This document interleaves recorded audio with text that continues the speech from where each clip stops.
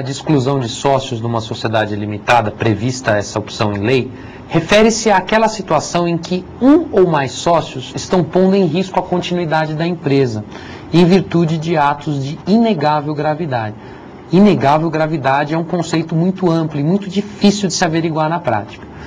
Nessa modalidade de exclusão de sócios, no entanto, deve ser verificada a ocorrência de uma justa causa, que deve estar prevista expressamente no contrato social, além de se permitir que o sócio que está sendo excluído possa, em tempo considerado hábil, se defender em uma reunião ou assembleia de sócios especialmente convocada para esse fim.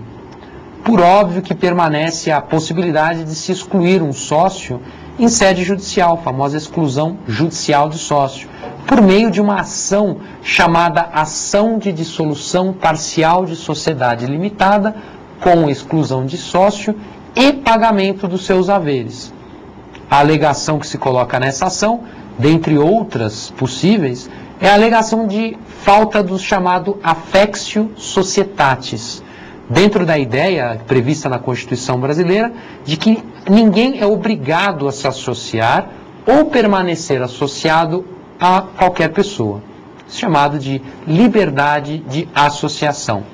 É uma ação muito longa, que existe um desgaste muito grande entre os sócios, mas permanece como uma opção que não foi revogada pelo novo Código Civil, além daquelas que nós passamos para vocês.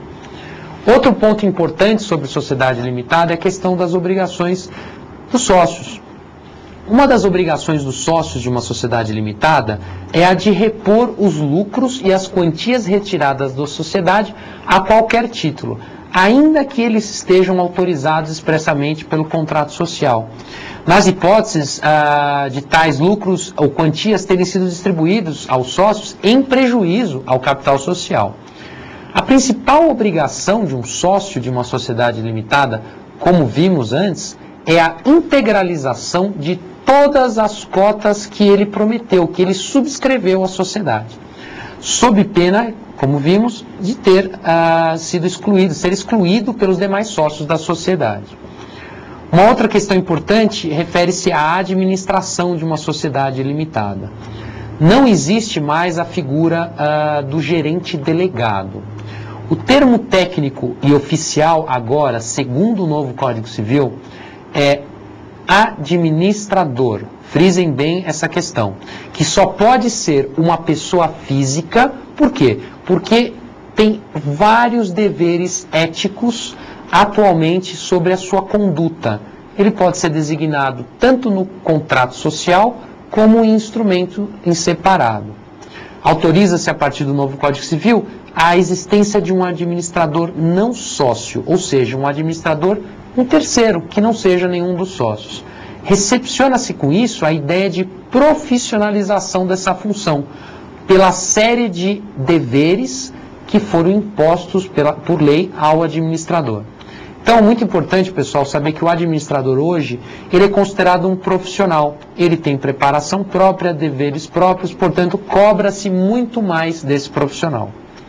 Outra questão muito importante refere-se às demonstrações financeiras nas sociedades limitadas.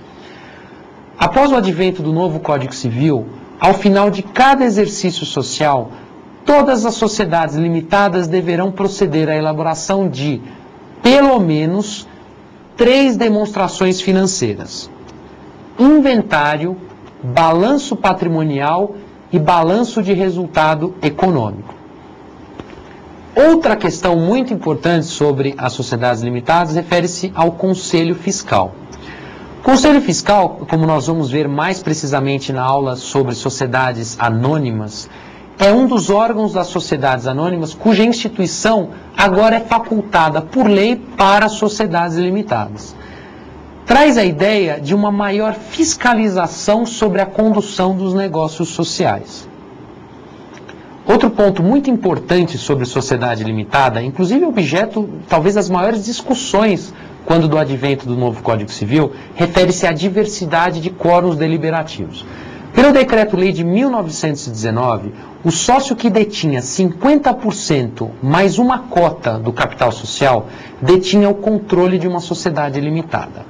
agora, após o advento do novo Código Civil, criou-se uma série de novos quóruns de deliberação social, sendo o de 75% aquele que confere o controle sobre tal tipo societário, pois é com 75% que você pode alterar